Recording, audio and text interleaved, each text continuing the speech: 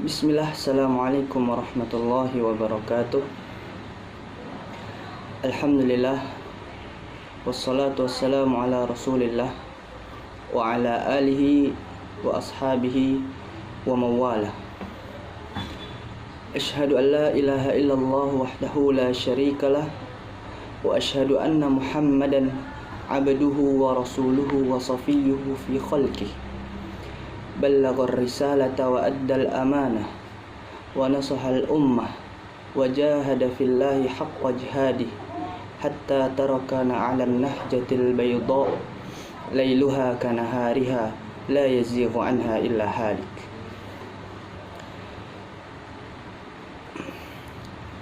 Amma ba'd. Alhamdulillah, teman-temanku sekalian yang semoga dirahmati oleh Allah Subhanahu wa taala. Pada kesempatan kali ini di sini saya akan menyampaikan atau memaparkan apa yang sudah menjadi tugas pribadi saya dan tugas teman-teman sekalian. Untuk mempersingkat waktu, kita langsung di sini saya akan membacakan atau menyampaikan hasil resumen yang ditugaskan oleh dosen pengampu. Di sini saya akan meresum buku yang berjudul Teori Belajar dan Pembelajaran. Baiklah, sebelum kita mulai, ada kalanya kita membaca lafaz basmalah. Bismillahirrahmanirrahim.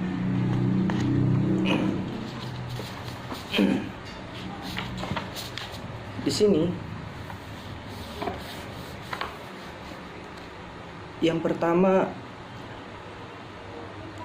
konsep dalam belajar. Pakar psikologi melihat perilaku belajar sebagai proses psikologis individu dalam interaksinya dengan lingkungan secara alami.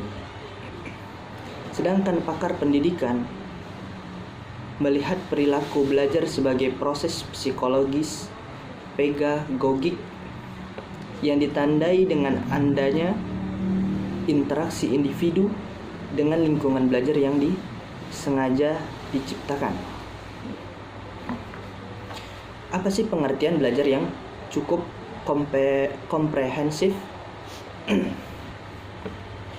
Diberikan oleh Bell Gladler yang menyatakan bahwa belajar adalah suatu proses yang dilakukan oleh manusia untuk mendapatkan aneka ragam kompetensi, skill, and attitudes. Itu pengertian daripada belajar itu sendiri. Kemudian kita harus mengetahui daripada ciri-ciri belajar itu sendiri. Apa saja ciri-ciri belajar itu? Yang pertama, belajar harus memungkinkan terjadinya perubahan perilaku pada diri individu. Kemudian yang kedua, perubahan itu harus melupakan buah dari pengalaman. Itu yang kedua. Kemudian yang ketiga, perubahan tersebut relatif menata. Kemudian selanjutnya adapun jenis-jenis belajar. Jenis-jenis belajar itu sangatlah beragam. Ya. Di sini ada beberapa jenis-jenis belajar.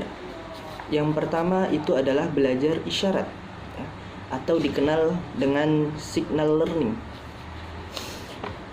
Belajar melalui isyarat adalah melakukan atau tidak melakukan sesuatu karena adanya tanda atau isyarat. Itulah yang dinamakan dengan belajar isyarat. Kemudian yang kedua, belajar stimulus respon. Belajar stimulus respon terjadi pada diri individu karena adanya rangsangan dari luar. Kemudian yang ketiga, belajar rangkaian, yaitu belajar merangkai terjadi melalui perpaduan berbagai proses stimulus handphone yang terjadi dipelajari sebelumnya, sehingga melahirkanlah perilaku yang segera atau spontanitas. Kemudian masih ada banyak lagi jenis-jenis belajar. Ada jenis-jenis belajar asosiasi verbal, kemudian belajar membedakan, kemudian ada belajar konsep, kemudian belajar hukum atau aturan, kemudian yang terakhir ada belajar pemecahan masalah. Itu jenis-jenis belajar. Kemudian yang kedua, tadi kita sudah sedikit menjelaskan tentang konsep belajar. Kemudian kita di sini akan menjelaskan konsep pembelajaran. Apakah konsep pembelajaran itu tersendiri? Pembelajaran merupakan kegiatan yang dilakukan untuk menginisiasi atau memfasilitasi dengan tingkat intensitas dan kualitas belajar pada diri peserta didik. Oleh karena itu, pembelajaran merupakan upaya sistematis dan sistem untuk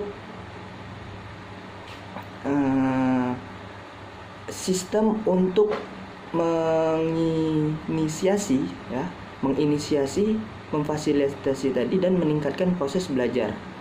Maka kegiatan pembelajaran berkaitan erat dengan jenis hakikat dan jenis belajar serta hasil belajar tersebut.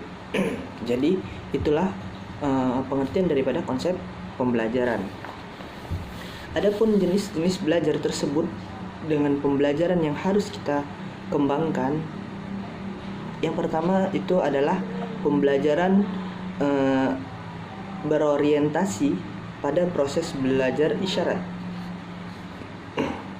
Pada belajar isyarat proses atau pada belajar isyarat ini, proses pembelajaran itu dimulai dengan adanya isyarat kita, isyarat para Anda semua untuk petunjuk yang berpengaruh pada proses perubahan perilaku. Itulah yang namanya pembelajaran berorientasi pada proses belajar isyarat. Kemudian yang kedua, pembelajaran berorientasi pada proses belajar stimulus respon. Belajar stimulus respon itu mengacu pada proses perubahan perilaku yang dihasilkan oleh terciptanya relasi antara stimulus atau rangsangan jawaban atas stimulus. Itu pembelajaran berorientasi pada proses belajar stimulus respon. Kemudian yang ketiga itu adalah pembelajaran berorientasi pada proses belajar rangkaian. Apa sih yang dimaksud dengan pembelajaran berorientasi pada proses belajar rangkaian ini? Belajar rangkaian, belajar rangkaian mengacu pada proses belajar yang tercipta karena adanya proses stimulus respon. Itulah yang dinamakan dengan pembelajaran berorientasi pada proses belajar rangkaian. Kemudian masih banyak lagi di sini ada pembelajaran berorientasi pada proses belajar asosiasi verbal, Kemudian ada pembelajaran berorientasi pada proses belajar membedakan. Kemudian masih ada lagi pembelajaran berorientasi pada proses belajar aturan, Kemudian yang terakhir ada pembelajaran berorientasi pada proses belajar pemecahan masalah. Nah, itu pemaparan terkait dengan konsep pembelajaran. Kemudian beralih selanjutnya, adapun hakikat teori belajar secara behavioristik. Apa sih hakikat teori belajar behavioristik itu? teori belajar behavioristik ini ya lahir sebagai upaya untuk menyempurnakan dua perspektif ya yang telah berlaku di awal abad 20, yaitu perspektif strukturalis dari Wundt dan psikologi fungsionalis dari Widi. Perspektif strukturalis percaya akan perlunya penelitian dasar yang mempelajari tentang otak manusia. Ya. Oleh karenanya, kaum strukturalis tidak percaya pada penelitian aplikatif yang menggunakan binatang untuk dirampatkan kepada manusia, terutama tentang cara kerja otak manusia.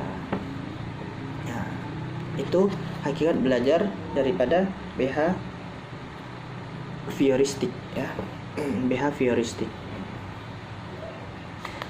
Kemudian jikalau perspektif strukturalis cenderung berwawasan sangat sempit ya, maka psikologi fungsionalis sebaliknya berwawasan sangat luas ya, sangat luas.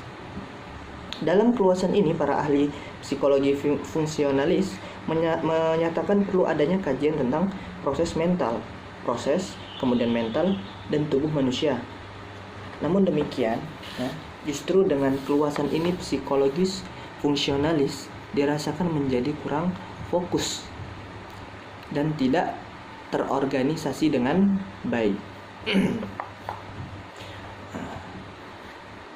Kemudian belajar behavioristik ini juga mendefinisikan bahwa belajar merupakan perubahan perilaku, khususnya perubahan kapasitas siswa untuk berperilaku yang baru ya, sebagai hasil belajar, bukan sebagai hasil proses pematangan atau pendewasaan semata menurut teori belajar behavioristik ya. Perubahan perilaku manusia ini sangat dipengaruhi oleh lingkungan yang akan memberikan beragam pengalaman kepada seseorang tersebut. Itulah teori tentang belajar behavioristik. Adapun macam-macamnya ya, di sini ada banyak ya, mungkin saya persingkat ya. Yang pertama di sini ada premis dasar teori belajar behavioristik itu ya. Menurut teori belajar behavioristik, belajar merupakan perubahan tingkah laku hasil interaksi antara stimulus dan respon untuk memberikan respon tertentu berdasarkan stimulus yang datang dari hasil luar. Itulah premis dasar teori belajar behavioristik. Kemudian ada classical conditioning Pavlov ya. Teori Pavlov didasarkan pada reaksi sistem tak terkondisi dalam diri seseorang, reaksi emosional yang dikontrol oleh sistem urat saraf otonom yang serta gerak refleks setelah menerima stimulus dari luar. Nah, di sini ada 3 parameter yang diperkenalkan melalui teori klasikal ya, classical conditioning, yaitu reinforcement ya, reinforcement, extension and spontaneous recovery atau penguatan penglihatan, pengembalian atau spontanitas. Kemudian ada juga connectionist Thorndike ya. Ini dasar-dasar teori connectionist dari ilmuwan Edward ya. Kemudian ada behaviorist Watson ya.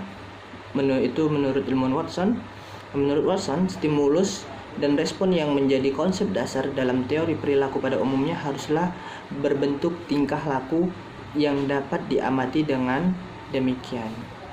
Kemudian ada penerapan teori belajar Pavlov, kemudian Thorndike dan Watson dalam proses pembelajaran. Kemudian kita beralih kepada perkembangan teori behavioristik itu tersendiri.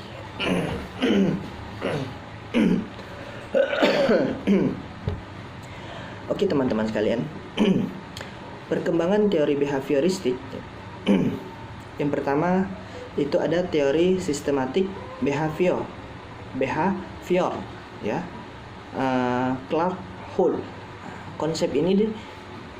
Konsep utama ini ya dari teori Hull adalah kebiasaan yang disimpulkan dari berbagai penelitian tentang kebiasaan dan respon yang terkondisi yang dilakukan Hull melalui percobaan terhadap binatang. Pada dasarnya ya, dalam teorinya Hull menyatakan bahwa interaksi antara stimulus dan respon tidaklah sederhana sebagaimana adanya. Menurut Hull, ada proses lain dalam diri seseorang atau organisme yang mempengaruhi interaksi antara stimulus yang merespon. Itu teori sistematik behavior Claire Hull ya. Kemudian yang kedua adalah teori contiguity ya, yang ditemukan oleh Edwin ya. Teori ini dikenal juga dengan nama teori contiguous conditioning ya. Berdasarkan teori contiguity dari Guthrie, setiap individu mempunyai kapasitas belajar yang berbeda. Dari hasil penelitian terhadap sejumlah binatang, Guthrie menyatakan bahwa tidak semua binatang mempunyai tingkat sensitivitas yang sama terhadap suatu stimulus. Kemudian di sini ada teori operant conditioning atau Skinner, kemudian teori belajar kognitif ya, dan sebagainya. Tujuan belajar kognitif kita perlu sedikit bahas ya. Tujuan teori belajar kognitif. Nah, tujuan belajar kognitif untuk membentuk hubungan yang teruji, ya, yang teramalkan dari tingkah laku orang pada ruang kehidupan mereka secara spesifik, sesuai dengan situasi psikologinya untuk dapat memahami atau memprediksi suatu perilaku kita. Ya. Jadi kita harus memperhatikan orang tersebut dan lingkungan psikologinya sebagai pola dari fakta dan fungsi-fungsi yang membutuhkan. Teori-teori belajar ini diartikan sebagai proses interaksi anak seseorang memperoleh pemahaman atau struktur kognitif dan mengubah hal-hal yang lama. Kemudian teori belajar kognitif ini juga dibentuk dengan tujuan mengkonstruksi prinsip-prinsip belajar secara ilmiah. Hasilnya berupa prosedur-prosedur yang dapat diterapkan pada situasi kelas untuk mendapatkan hasil yang sangat produktif. Jadi itulah teori belajar kognitif.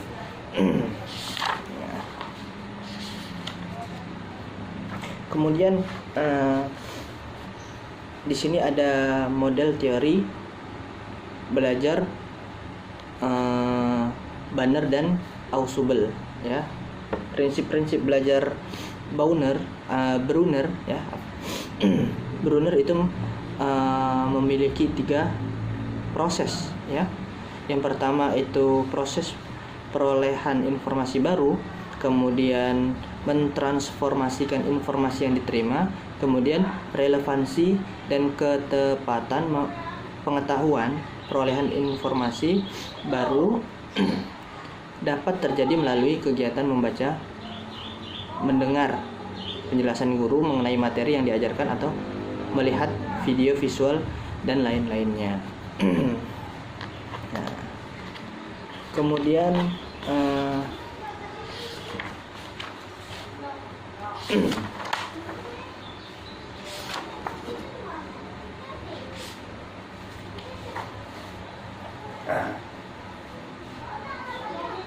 di sini ada model pengembangan kurikulum. Model penyajian pelajaran atau kurikulum yang baik harus dirancang ke arah penguasaan keterampilan yang lebih kuat. Ya, yang pertama ada penyajian enaktif, kemudian penyajian ikonik, ya, kemudian penyajian simbolik, kemudian mungkin 3, ya. Apa saja sih daripada penyajian enaktif? Penyajian enaktif adalah penyajian yang dilakukan melalui tindakan memiliki karakter manipulasi yang tinggi, ya. Kemudian penyajian ikonik itu dilakukan melalui serangkaian gambar-gambar atau grafik yang menggambarkan suatu konsep, tetapi tidak mendefinisikannya. Penyajian ini bergantung pada visual, organisasi, sensorik anak, ya. Kemudian yang ketiga itu penyajian simbolik, yaitu penyajian ini dibutuhkan oleh kemampuan seseorang untuk memikirkan proposisi dibandingkan objek, memberikan struktur hierarki pada konsep-konsep yang untuk memikirkan alternatif yang mungkin dalam suatu acara kombinatoral, ya. Oke, mungkin cukup sekian pemaparan hasil resume buku yang saya resum berjudul Teori Belajar dan Pembelajaran. Apabila ada kekurangan ataupun salah kata, itu saya mohon maaf kepada teman-teman semua, dan apabila ada benar, itu datangnya dari Allah Subhanahu wa Ta'ala. Ya. Sebelum saya akhiri, apabila teman-teman sekalian ada yang ingin ditanyakan, bisa menanyakannya secara langsung, dan kalaupun tidak mengerti atau kurang jelas, bisa nanti bertanya kembali. Baiklah, kita tutup dengan pemaparan materi hasil resuman buku saya ini dengan melafazkan alhamdulillahirabbil alamin. Wassallallahu ala nabiyyina Muhammad. Subhanakallahumma wa bihamdika asyhadu an la ilaha illa anta astaghfiruka wa atubu ilaik. Wassalamualaikum warahmatullahi wabarakatuh.